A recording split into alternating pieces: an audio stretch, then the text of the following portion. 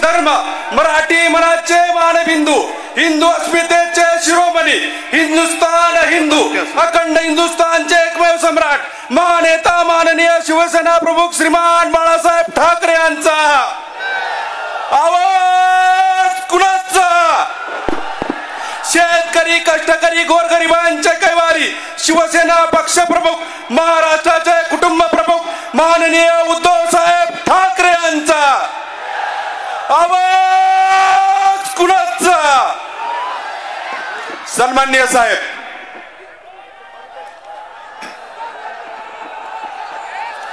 जमलेल्या माझ्या तमाम हिंदू बांधवांनो, भगिनींनो आणि मातांनो,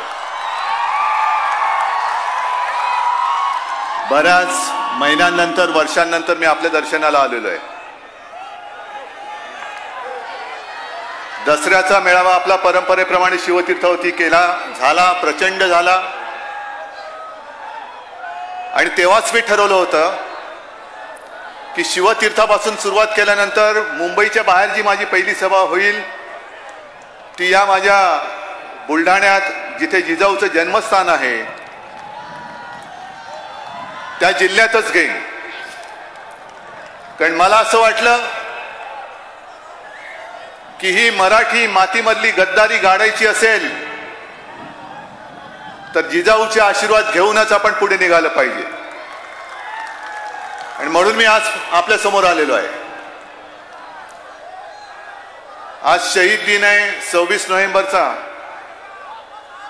त्याचप्रमाणे संविधान दिन आहे. संविधान दिन म्हटल्यानंतर नेमकं काय बोलायचं हा एक प्रश्न आहे. संविधान दिनाच्या शुभेच्छा द्यायच्या म्हटलं तर या संविधान दिन म्हणा किंवा हे संविधान ज्याचा उल्लेख संजय राऊत यांनी केला ते संविधान आज सुरक्षित आहे का, इथून सुरुवात होते. एक 4-5 दिवसापूर्वी मी आणि प्रकाश आंबेडकर एका व्यासपीठावरती आलो होतो आणि तेव्हा त्यांनी जो प्रश्न विचारला तोच प्रश्न माझ्याच नव्हे तर तुमच्याही मनामध्ये असायलाच पाहिजे. कारण पुढची वाटचाल ही आपल्याला त्या दिशेने करावी लागणार आहे, लोकशाही वाचवण्याच्या दिशेने. आज हुकुमशाही, आपल्याला हुकुमशाही पाहिजे का लोकशाही, हा महत्वाचा प्रश्न आहे. ठीक आहे, काही जण 40 रेडे घेऊन गुवाहाटीला गेलेत. हे रेडे मी नाही म्हटलेलं, त्यांच्याच एका मंत्रिमंडळातल्या मंत्र्यांनी म्हटलेलं की आमचे 40 रेडे तिकडे गेलेले आहेत.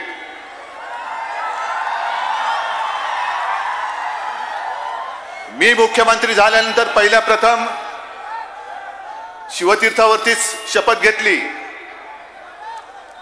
आमची कुलस्वामीने एकविरीच्या दर्शनाला गेलो आणि त्याच्यानंतर अयोध्येला गेलो होतो. हे आज तिकडे गेलेत नवस फेडायला. गेल्या आठवड्यात गेले होते स्वतःचा हात दाखवायला. म्हणजे ज्याला स्वतःचं भविष्य माहिती नाही तो आपलं भविष्य ठरवणार. अहो, तुमच्या हात की सफाई आम्ही पाहिले, संपूर्ण महाराष्ट्राने पाहिलेली आहे. आणि तुमचं भविष्य जे आहे ते कुडमुड्या ज्योतिषाला विचारून उपयोग नाही. तुमचे ज्योतिषी किंवा तुमचं भवितव्य ठरवणारे दिल्लीत बसले तुमचे मायबाप. त्यांनी उठ म्हटलं का उठायचं, बस म्हटलं की बसायचं. आणि हिंदुत्व वाचवायला म्हणून शिवसेना सोडून निघाले.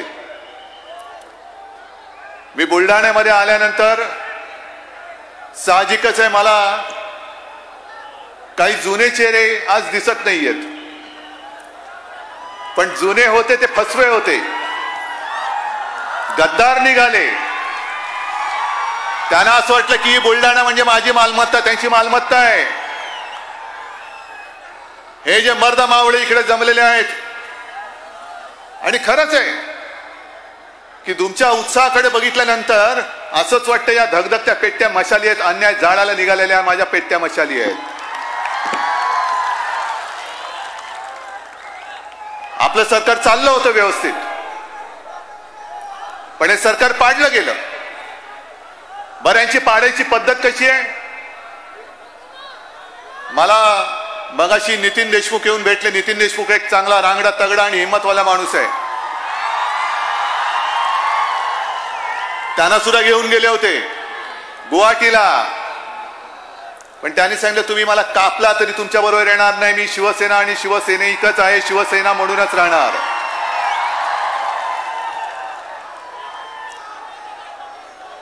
नितीन देशमुख परत आले आणि आज तिकडे सगळे गेलेले आहेत. काय झाडी काय डोंगर सगळं ओके. आज शेतकरी मेळावा आहे. आलेत ना रे शेतकरी इकडे? किती शेतकरी आहेत? अरे वा, सगळेच शेतकरी आहेत. मी मनापासून सांगतो की त्यांना तिथे आशीर्वाद घ्यायला जायची गरज लागली. मी तुमचे आशीर्वाद घ्यायला आलेलो आहे. मी या जिजाऊच्या जन्मस्थानी या बुलढाण्यामध्ये माझ्या माता भगिनींचे आणि बांधवांचे आशीर्वाद घ्यायला आलेलो आहे, शेतकऱ्यांचे आशीर्वाद घ्यायला आलेलो आहे. मी जो पुन्हा नव्या दमाने आणि एका त्वेषाने उभा आहे, पुन्हा जिंकणार म्हणजे जिंकणारच. हा माझा आत्मविश्वास तुम्ही आहात, तुम्ही आहात. पण काही जणांना ते जे घेऊन गेले, ज्यांचा मुद्दा म्हणून मी उल्लेख नितीनचा केला, तिकडे आपला कैलाश पण आहे आणि काही जण आजही आहेत. विनायक राऊत आहेत, अरविंद सावंत आहेत. हे नाही गेले तिकडे, पण यांना कसं नेलं? आपल्या पलीकडच्या ताई तुम्हाला माहिती आहेत, माहिती आहेत ना? आपल्या ताई होत्या, नव्हे ताई आहेत. आपण त्यांना दोनदा चारदा पाचदा किती वेळा खासदार केलं तुम्हाला माहिती आहे. इथल्या सुद्धा गद्दारांना आणि आमदारांना तुम्हीच राबून आमदार आणि खासदार केलं होतं. पण या ताईंना धमक्या देण्यात आल्या. खास मुंबईवरनं दलाल इकडे पाठवले जायचे, त्यांच्यावरचे सगळे आरोप वाचले गेले. त्यांच्या आजूबाजूचे सगळे त्यांचे जे काही होते चेले चपाटे त्यांना अटक झाली. पण ताई मोठ्या हुशार. ताईने काय केलं? जाऊन थेट पंतप्रधानांना राखी बांधली. भैया मेरे राखी के बंधन को निभाना. आता तो फोटो छापून आणला आणि तो फोटो छापून आणल्यानंतर ईडी वाल्यांची सीबीआय वाल्यांची हिंमत आहे का या ताईला? हे काही लोक बघत नाहीयेत. ही जी काय तुमची चालूगिरी आहे ही काय लोक बघत नाहीयेत. बरं, मग मुद्दा काय येतो की आपण सुद्धा यांच्या सोबत होतो ना. 25-30 वर्ष आपण भारतीय जनता पक्षासोबत होतो. पण आज तो भाजपा आहे, हा आयात पक्ष झालेला. आयात विचार संपले, नेते संपले, भाकड पक्ष झालेला आहे. आणि मग तुम्ही काश्मीर पासून कन्याकुमारी पर्यंत नुसती यादी काढा की यांच्यामध्ये बाहेरच्या पक्षातून आयात केलेली लोक किती आहेत. आज सुद्धा जी एक धूळ आपल्या डोक्यावरती बसवलंय, स्वतः चंद्रकांत पाटील बोललेत की आम्ही मनावरती हृदयावरती दगड ठेवून हा निर्णय घेतलेला आहे. मग हा आयात पक्ष आणि आयात पक्षाची चाललेली दादागिरी, त्यांची चाललेली हुकुमशाही ही आपल्या मर्द मावळ्यांना मोडता येणार नाही. हे तुम्ही सगळे मर्द मावळे आहात, ही मोडू शकणार नाही. अरे हा पक्ष आहे का चोर बाजार आहे? स्वतःकडे काहीच शिल्लक राहिल्यानंतर बाहेरनं सगळे चोरून घ्यायचे, नेते घ्यायचे आणि आपल्या समोर करायचे. म्हणून मी तुमच्या सगळ्यांच्या साक्षीने हे जे तमाम 40 रेडे म्हणा किंवा 40 गद्दार आहेत त्यांना प्रश्न विचारतोय. मला प्रश्नाचं उत्तर पाहिजे. या इथला गद्दार खासदार आणि या इथले जे गद्दार आमदार आहेत त्यांच्यामध्ये जर अजूनही मर्दानगी शिल्लक असेल तर त्यांनी जाहीर सांगावं की आम्ही भाजपाच्या तिकिटावरती निवडणूक लढणार नाही. सांगावं त्यांनी. यांना नाव बाळासाहेबांचं पाहिजे, चेहरा बाळासाहेबांचा पाहिजे, शिवसेनेचं नाव पाहिजे आणि मोदींचा आशीर्वाद पाहिजे. मग मेहनत कुठे तुमची? मेहनत कुठे? आज इकडे मोठ्या प्रमाणावरती शेतकरी जमलेला आहे. जिजामातेचं जन्मस्थान म्हटल्यानंतर छत्रपती शिवाजी महाराज आपले दैवत आहेतच. पण जे वारंवार होत आहे, तुम्ही जरा मध्ये कृपा करून घोषणा नका देऊ, जरा थांबा. वारंवार जे चाललेलं आहे की आपल्या छत्रपतींचा अपमान करायचा, महाराष्ट्रामध्ये येणारे जे उद्योगधंदे होते ते उद्योगधंदे गुजरातच्या निवडणुकीसाठी हे गुजरातमध्ये वळवले. अरे महाराष्ट्रामध्ये येणाऱ्या उद्योगांना सुद्धा तुम्ही तिकडे वळवताय, गुजरातमध्ये नेताय. का नेताय? तर गुजरातच्या निवडणुका जिंकायच्या आहेत. आज सुद्धा काल परवाकडे जे कर्नाटकचे मुख्यमंत्री बोमई बोंबललेत, त्याने आपल्या सोलापूरवरती हक्क सांगितलेला आहे, अक्कलकोटवरती हक्क सांगितलेला आहे. आणि मला भीती अशी वाटते की पुढच्या वर्षी कर्नाटकाच्या निवडणुका आहेत, मग हे आपले पंतप्रधान जसे उद्योग गुजरातच्या निवडणुकीसाठी त्यांनी महाराष्ट्रात येऊ घातलेले उद्योग गुजरातला नेले, तसे महाराष्ट्राचे सुद्धा तुकडे करायला मागे पुढे बघणार नाही. होऊ देणार तो पण तुकडे का? तर कर्नाटकाच्या निवडणुका आहेत. आणि आपले मिंदे मुख्यमंत्री शेपूट आत घालून सरळ सांगतील, अरे जाऊ द्या ना, 40च गावं द्यायचेत ना, देऊन टाकू. पंतप्रधान बोललेत की उद्या पाक व्याप्त काश्मीर घेतल्यानंतर 100 गावं आम्ही महाराष्ट्राला देतो. बसा बोलत. पण महत्वाचा मुद्दा हाच आहे, इथले उद्योगधंदे तिकडे न्यायचे म्हणजे महाराष्ट्र कंगाल करायचा, महाराष्ट्रामध्ये बेकारी वाढेल. नवीन जे नवजवान सगळे उभे राहत आहेत, तरणेबाण युवक आहेत, युवती आहेत, त्यांना बेकार ठेवायचं, छत्रपतींचा अपमान करून आपले आदर्श संपवून टाकायचे, आपली गावं तोडून त्यांच्या घशात घालून महाराष्ट्र तोडून टाकायचा. मग माझा साधा प्रश्न आहे, सोलापूर ती कर्नाटकचा हक्क सांगतोय, सोलापूर तिकडे गेल्यानंतर माझा पंढरपूरचा विठोबा सुद्धा कर्नाटकात जाणार. आणि इथे सुद्धा वारकरी आले असतील, तुमच्यात आहेत बसलेत का रे वारकरी? किती वारकरी आहेत बघा, बहुतेक सगळे वारकरीच आहेत. मग हा माझा पंढरपूरचा विठोबा जर तिकडे गेला, विठुराय तिकडे गेला, तर जी आमची शतकानुशतकात चालत आलेली जी माझी परंपरा आहे, जो लाखो करोडो भाविक वारकरी हे विठोबाच्या दर्शनाला जात असतात, ते काय कर्नाटकाचा टोल भरून कर्नाटकात जाणार? माझ्या महाराष्ट्रातलं माझं दैवत सुद्धा तुम्ही पळवणार, अक्कलकोटचे आमचे स्वामी समर्थ तुम्ही पळवणार, आणि आम्ही काय शेंडासारखं बघत बसणार? हे मी मुद्दामून तुम्हाला का सांगतोय की ज्या पद्धतीने छत्रपतींचा अपमान केला गेला, सावरकरांचा अपमान केल्यानंतर आम्ही सुद्धा बोललो, आम्ही नाही सहन करणार. पण ज्या एका त्वेषाने आम्ही बोललो, हे सगळं एकतर मिंदे सरकार, राज्यपालांचा खरा निषेध नव्हे, राज्यपालांची बॅग पॅक करून त्यांना पाठवून देण्याची हिंमत त्यांनी दाखवायला पाहिजे होती. मी मुख्यमंत्री होतो त्यावेळेला राज्यपालांचा आगाऊपणा मी सहन करत नव्हतो. राज्यपाल म्हणून पूर्ण आदर मी तुमच्याबद्दल बाळगतो, पण तुमच्या काळ्या टोपी खाली जे काही दडलेलं आहे त्याचा मान मी राखू शकत नाही, अजिबात नाही. जर तुम्ही आमच्या महाराजांचा अपमान करणार असाल तर तुमचं वय किती असेल तर तुम्ही तुमच्या घरामध्ये बसा, पण आमच्या दैवतांबद्दल हे जुने आदर्श कसे होऊ शकतात? काल परवाकडे अमित शहा जे बोललेत गुजरातच्या निवडणुकीमध्ये की 2003 का 2004 साली गुजरातमध्ये म्हणे आम्ही केलं, दंगलखोरांना आम्ही धडा शिकवला, आणि त्याच्यानंतर एक सुद्धा दंगल ही गुजरातमध्ये झाली नाही. अमित भाई, तुम्ही जेव्हा त्यांना धडा शिकवला तेव्हा तुम्ही आणि तुमचे नेते हे मुख्यमंत्री होते, पण 92 साली बाबरी पाडल्यानंतर तुमची जी पळापळ झाली ती शिवसेना प्रमुख आणि शिवसैनिकांनी वाचवलेली आहे. अमरनाथ यात्रा सुद्धा पुन्हा सुरू केली. तुम्ही काय करता? धडा शिकवायच्या गोष्टी. पण जर धडा शिकवण्याच्या गोष्टी तुम्ही करत असाल तर एक गोष्ट लक्षात घ्या आणि तुमच्या त्या काळ्या टोपीला सांगा की 2003-2004 साली तुम्ही जे धडा शिकवू शकलात ते केवळ आणि केवळ हे आमचं दैवत या महाराष्ट्रामध्ये या जिजाऊच्या पोटी जन्माला आलं म्हणून, नाहीतर तुमचे धडे दिसलेच नसते आणि तुमचं नाव सुद्धा भलतच काहीतरी झालं असतं. आणि असं हे आमचं दैवत, त्यांचा पुराणे आदर्श म्हणून तुम्ही उल्लेख करताय आणि आम्ही शेपट्या घालून बसायचं? दुसरा एक हा जो एक इथला बाजूचा मंत्री खैरे साहेबांच्या इथला अंबादास तुमच्या इथला तो अब्दुल गट्टार,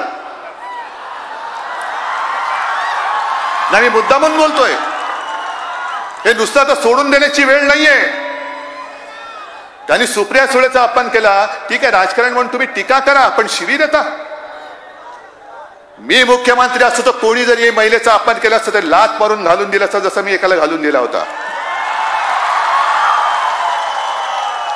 एका बाजूला महिलेचा अपमान होतोय, महिलेबद्दल अपशब्द वापरलेत, तरी गुळमुळ गुळमुळ. अरे तुम्ही काय वाघ आहात का गांडुळात? महाराष्ट्राचे उद्योग बाहेर जात आहेत तरी तुम्ही शेपट्या घालून बसलायत. महाराष्ट्र तोडण्याची भाषा होते तरी तुम्ही शेपट्या घालून बसलायत. महाराष्ट्रामध्ये महिलेचा अपमान होतोय तरी सुद्धा तुम्ही शेपट्या घालून बसताय. हे बाळासाहेबांचं हिंदुत्व नाही, हे बाळासाहेबांचे विचार हे असले फालतू आणि सडके विचार बाळासाहेबांचे नव्हते. तुमच्यामध्ये जर का हिंमत असेल, आज सुद्धा शिल्लक असेल, तर तिथे जसं तुम्ही तिकडे गुवाहाटीतनं तेव्हा जाहीर केलं होतं तसं आज जाहीर करा की आज जे महाराष्ट्रात चालले ते आम्हाला पसंत नाही, आम्ही सरकार बंद बाहेर पडतो आहोत. पण आज शहीद ईद असताना हे तिकडे गेलेत नवस फेडायला. का स्वतःच्या कर्तृत्वावरती विश्वास नाही? या शेतकऱ्याकडे बघायला वेळ नाही. स्वतःचं ज्योतिष बघायला तुम्ही ज्योतिषाकडे जाता. तुमचं आलेलं नवसाचं बाळ म्हणून सरकार आहे ते सरकार टिकावं म्हणून गुवाहाटीला जाता. मग हा शेतकरी जो टाव फोडतोय, अतिवृष्टी झालेली आहे, ह्याच्याकडे मदतीचा पैसा येत नाहीये. मला सांगा तुमच्यापैकी पीक विमामध्ये किती जणांना व्यवस्थित विम्याचे पैसे मिळालेले आहेत? सांगा जरा हात वर करून. कारण ज्या बातम्या मी वाचतोय, या चिखलीमधलंच कोलारा नावाचं एक गाव आहे ना, कदाचित तिकडे आला असेल गजानन साळुंके त्याचं नाव. त्या गजानन साळुंकेने 5 एकरमध्ये सोयाबीन लावलं होतं. साधारणतः 2,500 रुपये खर्च, 2,443, आणि त्याला मिळाले फक्त 33 रुपये. हे चालते तुम्हाला? मी मागे सुद्धा इथे आलो होतो, चिखलीत आलो असेन, विदर्भात आलो होतो. देता का जाता पण आंदोलन केलं होतं, माहिती आहे ना तुम्हाला? मोठमोठ्या सभा घेतल्या होत्या. शरद पवार तेव्हा केंद्रामध्ये कृषी मंत्री होते आणि आपण मोठमोठ्या सभा घेतल्यानंतर केंद्र सरकारने पहिला प्रथम कर्जमाफी केली होती. आणि मी मुख्यमंत्री झाल्यानंतर पहिलं अधिवेशन जे नागपूरला झालं, त्या नागपूरच्या माझ्या अधिवेशनामध्ये शेतकऱ्यांना कर्जमुक्त करण्याची घोषणा नव्हे, मी कर्जमुक्त करून दाखवलं होतं. मी दिवाळीच्या दिवशी संभाजीनगरमध्ये बाजूला गंगापूरला गेलो होतो, संभाजीनगर जिल्ह्यात. आणि हे चॅनलवाले होते, प्रेसवाले होते, विचारत आहे ना, ते साक्ष आहे. मी त्यांच्या समोर शेतकऱ्यांना विचारलं होतं, बाबा तुझी कर्जमुक्ती झाली की नाही झाली? त्यांनी सांगितलं झाली म्हणून. जे आपलं सरकार होतं तेव्हा ज्या ज्या घोषणा आम्ही केल्या होत्या त्याची मदत तुझ्यापर्यंत पोहोचली की नाही पोहोचली? मला त्यांनी सांगितलं साहेब तुमच्याबद्दल प्रश्नच नाही, नंतर जी हालत झालेली आहे ती फार वाईट झालेली आहे. आज काढा ना, माझं उघड आव्हान आहे, उघड आव्हान आहे. हे खोके सरकार ज्या वेळेपासून गादीवरती बसलं महाराष्ट्राच्या, तेव्हापासून पनवती सुरू झालेली आहे. 1 जुलैपासून अंबादास साधारणतः 1000च्या आसपास शेतकऱ्यांनी महाराष्ट्रात आत्महत्या केलेल्या आहेत. 1000च्या आसपास. मग कसला नवस तुम्ही फेडताय? कसले वेळे तुम्ही देताय?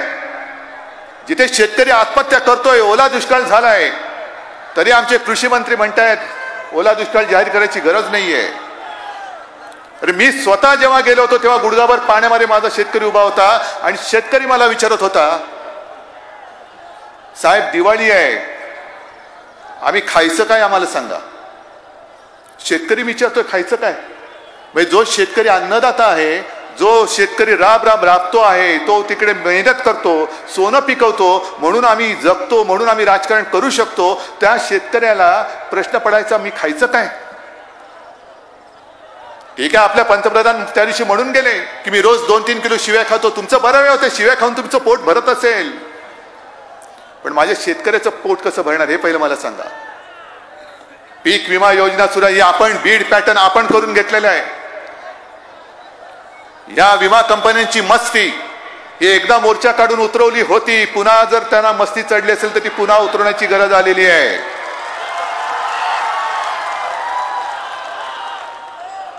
आज डीपी जळतायत, किती लोक येतात तुमच्याकडे मदतीला?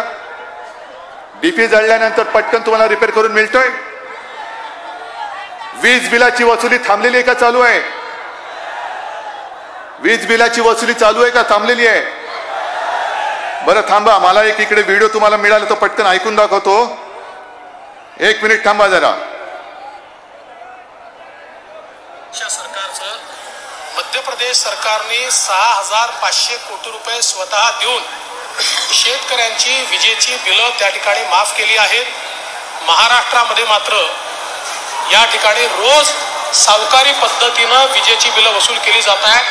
महाराष्ट्र सरकारने देखील मध्य प्रदेश प्रमाणे. आवाज आला तुम्हाला? कोणाचा ओळखा पाहू? कोण आला ना ऐकायला? काय बोलत होते मी तेव्हा मुख्यमंत्री होतो. देवेंद्र, जनाची नाही तर मनाची लाज बाळगा. या ठिकाणी आम्हाला आनंद होतो आहे की त्या ठिकाणी मध्य प्रदेशने 6,500 कोटी रुपये शेतकऱ्यांचे वीज भरलेली आहे आणि म्हणून आम्ही या ठिकाणी फटाके फोडतो की त्या ठिकाणी आवाज जाईल. मग या ठिकाणी मी त्यांना खुलं आव्हान देतोय तुमच्या सगळ्यांच्या साक्षीने. या ठिकाणी त्या ठिकाणी करताय ना, मग आता तुम्ही त्या ठिकाणी आहात, आम्ही या ठिकाणी आहोत. करा वीज बिल माफ करा. महावितरणला शेतकऱ्याच्या वीजाचे जे साचलेले पैसे आहेत ते तुम्ही द्या आणि माझ्या शेतकऱ्याचं वीज बिल माफ करा. चला या ठिकाणी त्या ठिकाणी होऊन जाऊ द्या. पण वरती बसलं का वेगळी भाषा, खालती उतरलात का वेगळी भाषा. जी कर्जमुक्ती आम्ही केली होती तिचा लाभ यांना मिळाला की नाही विचारा. आणि जी कर्जमाफी तुम्ही केली होती त्याच्यात अटी किती होत्या आणि कर्जमाफ किती लोकांचं झालं हे सुद्धा विचारा. माझं जाहीर आव्हान आहे. हा थोडस एक या पश्चिम विदर्भाचा भाग थोडा राहिला होता मला माहितीये. कारण जेव्हा आपण कर्जमुक्ती कर्जमाफी जाहीर केली तेव्हा ती योजना त्या वर्षी 31 मे पर्यंत पूर्ण करायची होती. दुर्दैवाने करोनाचं संकट आलं आणि या पश्चिम विदर्भातल्या काही जिल्ह्यांची कर्जमुक्ती राहिली होती. पण आपण स्वतः सरकारने बँकेकडे गॅरंटी दिली आणि त्यांचं सुद्धा कर्ज माफ करायला लावलं होतं. शेवटच्या दिवसांमध्ये जे नियमित कर्ज परतफेड करणारे आहेत शेतकरी त्यांना 50,000 रुपये प्रोत्साहनपर राशी त्याची सुद्धा घोषणा आणि पूर्तता सुरू करत होतो आणि या रेड्याने शेण खाल्लं. कोणाचं नुकसान झालं? कोणाचं नुकसान झालं? आज सुद्धा या शेतकऱ्यांची जी हालत चाललेली आहे, पीक विम्याचे पैसे मिळत नाहीयेत, अतिवृष्टीचे पैसे घोषित झाले, मिळाले किती लोकांना मिळाले हात वर करून सांगा.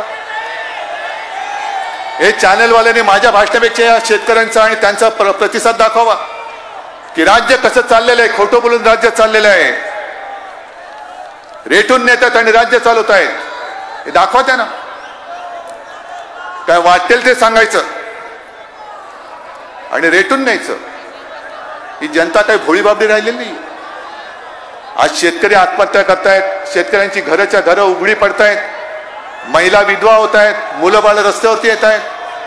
म्हणून मी एक शेतकऱ्यांना सांगायला आलेलो आहे, मुख्यमंत्री असतो तो तुमच्यावरती आत्महत्येची वेळ मी येऊ दिलीच नसती. पण आज सुद्धा यांनी शिवसेना फोडली असं त्यांना वाटतंय. पण शिवसेना म्हणजे मेलेला गाढव नाहीये, जिवंत रसरस्ती माणसं आहेत. शिवसेना तुम्ही किती फोडा, फोडून दमाल तुम्ही, शेवटी तुम्हाला डोकं आपटावं लागेल. पण माझी शिवसेना तुम्हाला तोडून टाकून दिल्याशिवाय राहणार नाहीये. निवडणुका लांबवत आहेत. काय झालं रे? जाऊ दे रे.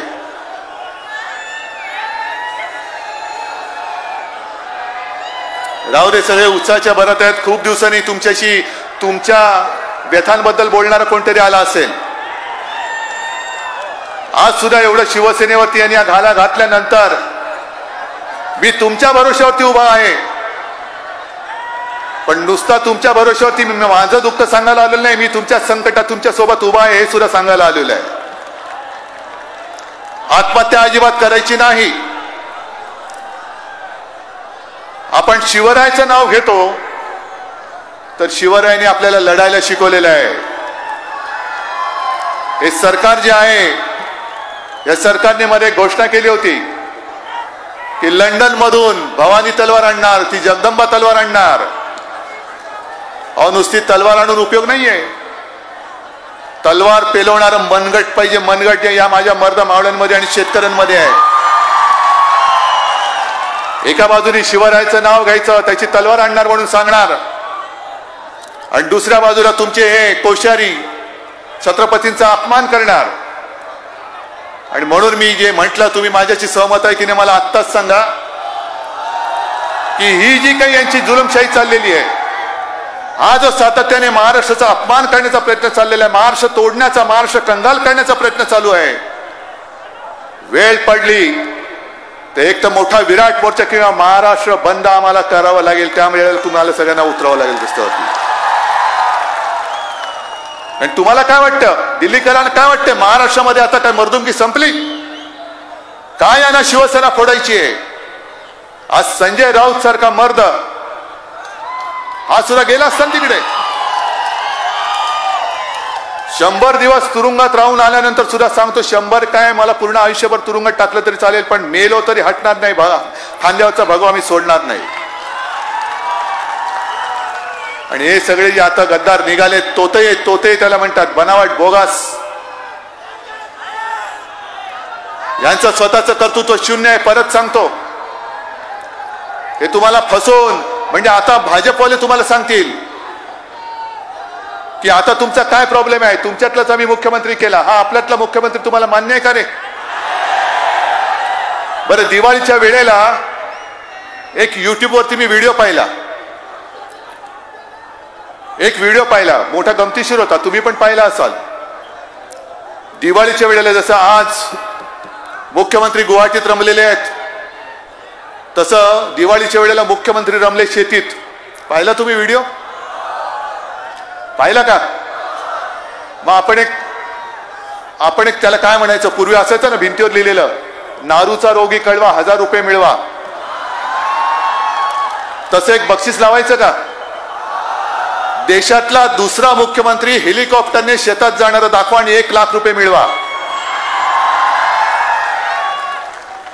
शेतकऱ्याचा मुलगा मान्य आहे मला, पण ज्या शेतकऱ्याच्या शेतामध्ये हेलिकॉप्टर उतरतं, हेलिकॉप्टर गेल्यानंतर शेतातल्या शेतामध्ये तुम्ही कसे जाता? पायी जाता ना. कधी पाणंद रस्ता असला तर असतो, नाहीतर चिखल असला तर चिखल तुडवत. एक तर दिवसा वीज असते का नसते? असते का? मग रात्रीचं जाता. मग रात्री कधीतरी यमराज बसला तो असतो सापाच्या रूपाने, विंचूर असतो, साप डसतो. बरं, ती कधीतरी डीपी जळल्यानंतर ती मोटरही चालत नाही. पण हा आमचा मुख्यमंत्री शेतकरी हेलिकॉप्टरने शेतात जातो, गोल्फ कार्टने शेतामध्ये फिरतो, आणि ते राजू शेट्टीने सांगले कोळपणीच्या मशीननी काय ते हळदीला काय करतात ते करतो.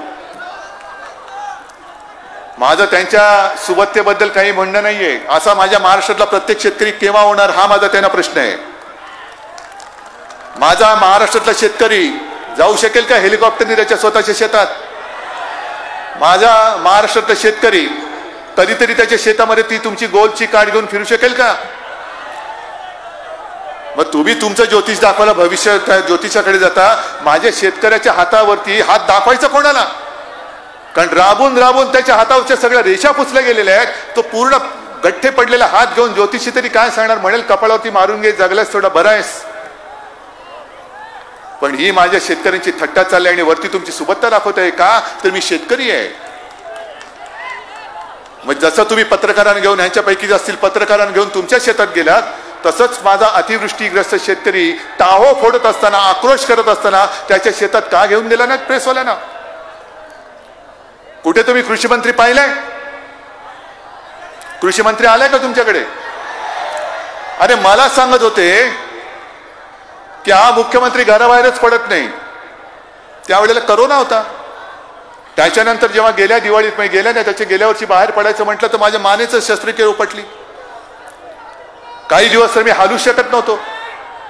पण घरामध्ये बसून सुद्धा जो मी कारभार केला, तुम्ही सगळ्यांनी जी काय मदत केली, त्याच्यामुळे संपूर्ण देशात जो काही सर्वे होत होता त्या पहिल्या 5 मध्ये तुमच्या हक्काचा महाराष्ट्राचा मुख्यमंत्री येत होता.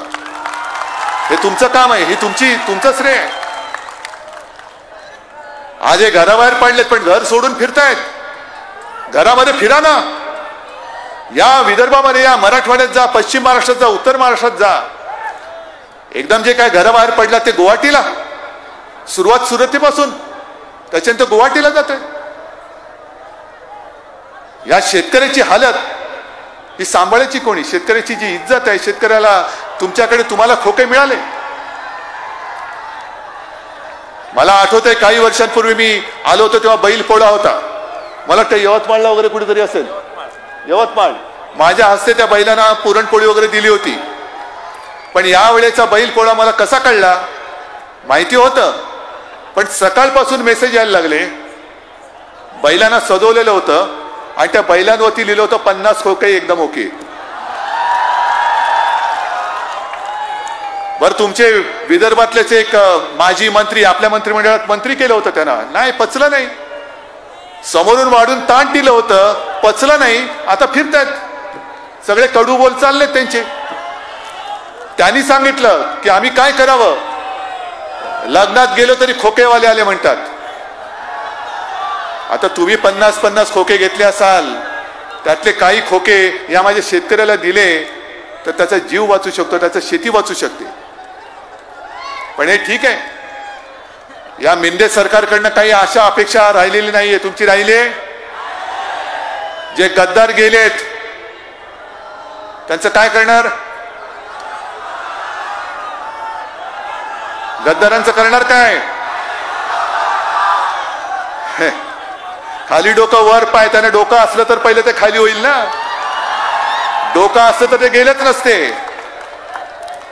पण एका गोष्टीचं मला खरंच समाधान वाटतंय की ही सगळी जी नवीन युवक आणि युवा शक्ती आणि सगळे जुने जाणते लोक येत होते, त्यांच्यामध्ये अडथळा बनलेली ही लोक, ही गद्दार लोक निघून गेल्यानंतर आज व्यासपीठावरती बघा सुद्धा संजय आलेले आहेत, आपले सगळे सुनील महाराज आलेले, सगळेच आलेले आहेत. ही सगळी नवी आणि तोलामोलाची लोकही आपल्या सोबत आलेली आहेत. याचं कारण आपण हिंदुत्वावरनं कधी लोकांना फसवलेलं नाहीये. जे आज हे अपप्रचार करत होते की आणि हिंदुत्व सोडलं, हिंदुत्व सोडलं, हिंदुत्व सोडलं, का सोडलं? तर काँग्रेस सोबत गेलो म्हणून. म्हणजे या नालायक लोकांना हेही माहित नाही मी काँग्रेस सोबत गेलो तर मी हिंदुत्व सोडलं. मी मागे सुद्धा बोललोय, काश्मीरमध्ये जो भाजपाने पाठ मांडला होता ते मुफ्ती मोहम्मद सईद बरोबर आणि मेहबूबा मुफ्ती बरोबर, तो काय होता? त्यांचं ते हिंदुत्ववादी आहेत का? बरं, काँग्रेस भारत माता की जय बोलत नाही का? काँग्रेस वंदे मातरम बोलत नाही का? मग मेहबूबा मुफ्ती भारत माता की जय बोलणार आहे का? कशाला हिंदुत्वाच्या गोष्टी करतायत? पण हिंदुत्व सोडलं बोलत असताना मी त्याच काँग्रेसला आणि राष्ट्रवादीला सोबत घेऊन जे शिवसेना प्रमुखांनी वचन दिलं होतं, औरंगाबादचं संभाजीनगर आणि उस्मानाबादचं धाराशिव, ते मी करून दाखवलेलं आहे. मी करून दाखवलेलं आहे. आणि खरंच त्यावेळेला मी पुन्हा सांगतो, दसरा मेळाव्यात पण बोललो होतो की ज्या क्षणी तो ठराव मंत्रिमंडळात आला तेव्हा काँग्रेस आणि राष्ट्रवादी या दोघांनी पुढच्या क्षणाला तत्काळ हो म्हणून त्या नामांतराला परवानगी दिली होती. मग कुठलं हिंदुत्व सोडलंय? काय आम्ही नेमकं सोडलेलं आहे? कुठे काही सोडलेलं नाहीये. या बोक्यांना खोक्याची भूक लागली होती म्हणून तुमच्याशी आणि आमच्याशी गद्दारी करून गेलेले आहेत. अरे ठीक आहे, त्यावेळेला छत्रपती शिवाजी महाराजांना माहिती होतं अफजल खानाला भेटायला चाललेला, अफजल खान वार करणार म्हणजे करणारच, कारण तो दुश्मन आहे. अफजल खान वार करणारे माहिती होतं. पण खंडोजी खोपडा उठतो, सूर्याजी पिसाळ उठतो आणि इतर जे काही जे आपल्यातलेच उलटले, त्यांनी महाराजांना किती मनस्ताप झाला असेल. अरे काय कमी केलं होतं आम्ही तुमचं? या सगळ्या या गोरगरिबांनी रक्ताचं पाणी करून तुम्हाला तिकडे दिल्लीत पाठवलं होतं, तुम्हाला तिकडे विधानसभेत पाठवलं होतं. आज त्या रक्ताची किंमत तुम्ही विसरलात, त्या निष्ठेची तुम्ही माती करून टाकलीत आणि केवळ काहीतरी मिळतंय म्हणून तुम्ही तिकडे गेलात. ठीक आहे, आज कदाचित काही मंत्री झाले असतील, तुमच्या बुडाला आज तात्पुरतं मंत्रिपद जरूर चिकटलं असेल, पण कपाळावरती तुमच्या आणि तुमच्या कुटुंबियांचा गद्दार म्हणून जो शिक्का पडलेला तो आयुष्यामध्ये पुसला जाणार नाहीये. गद्दार म्हणून तुमची जी काय ओळख झालेली आहे देशाला आणि जगाला ती कोणी पुसू शकणार नाही. कुठे गेलं तरी म्हणणार, जसं तो बच्चू कडू म्हणाला, लग्नाला गेलं तरी खोकेवाले आले म्हणतात, ही ओळख तुमची आता कायमची झालेली आहे. अरे हारणं आणि जिंकणे सोडून द्या. निवडणूक आल्यानंतर, युद्ध आल्यानंतर जिंकणं, विजय होणं किंवा हरणं हे आलंच. पण जेव्हा माझी जीवाभावाची नाती विसरून तुम्ही केवळ स्वतःसाठी तिकडे गद्दार म्हणून जाता, या गद्दारांना आता माफी करायची नाही, त्या लायकीचे ते राहिलेले नाही आहेत.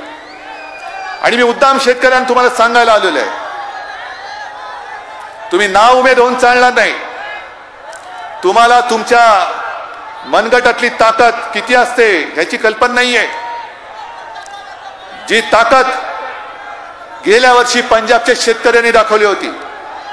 केंद्र सरकारला सुद्धा त्यांच्यासमोर झुकावं लागलं होतं.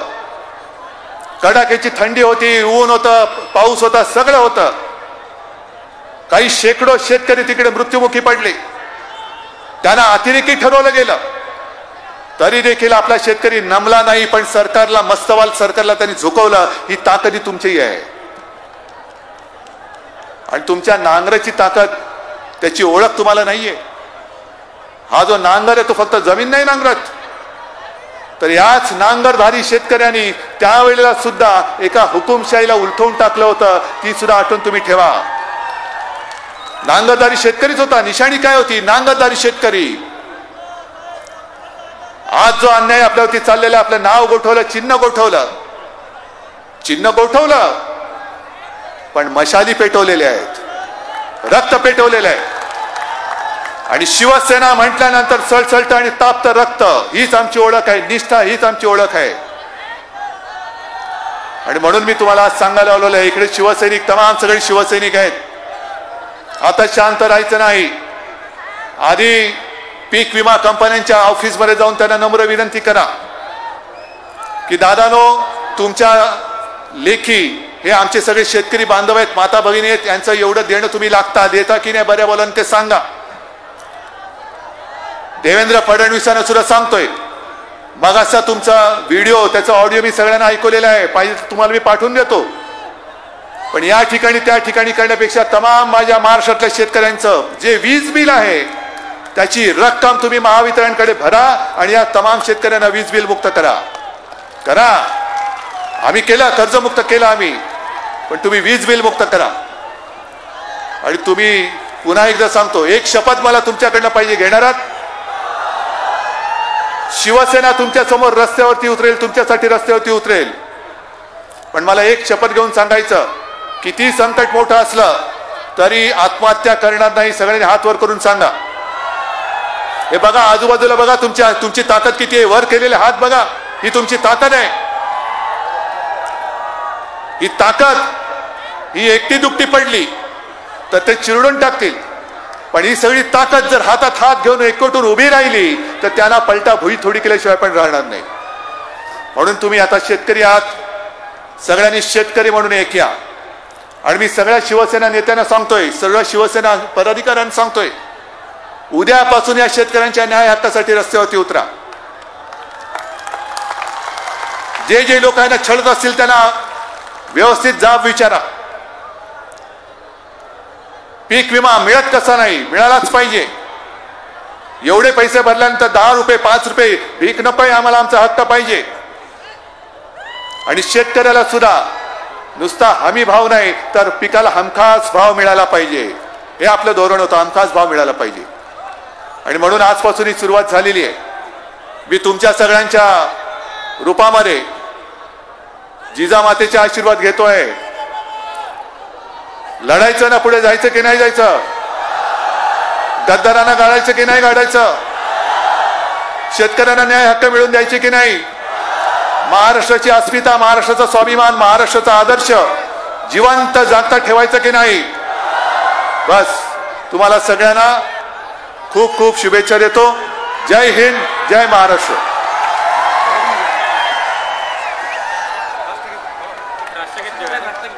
आता राष्ट्रगीत होईल आणि सभा संपेला आपण राष्ट्रगीताला आहेत त्या जागीच उभे राहावं. राष्ट्रगीत शुरू करेंगे, शुरू कर।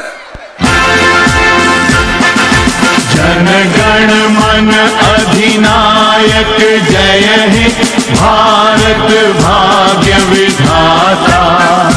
पंजाब सिंध गुजरात मराठा द्राविड़ उत्कल बंगा। विंध्य हिमाचल यमुना गंगा उच्छल जलधि तरंगा। तव शुभ नामे जागे तव शुभ आशीष मांगे। गाहे तव जय गाथा जन गण मंगल दायक जय हे भारत भाग्य विधाता। जय हे जय हे जय हे जय जय जय जय हे।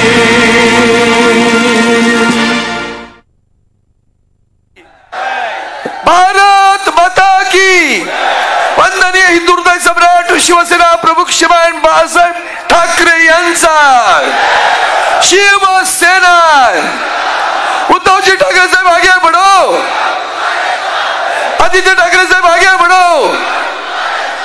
जय भवानी, हर हर हर हर हर।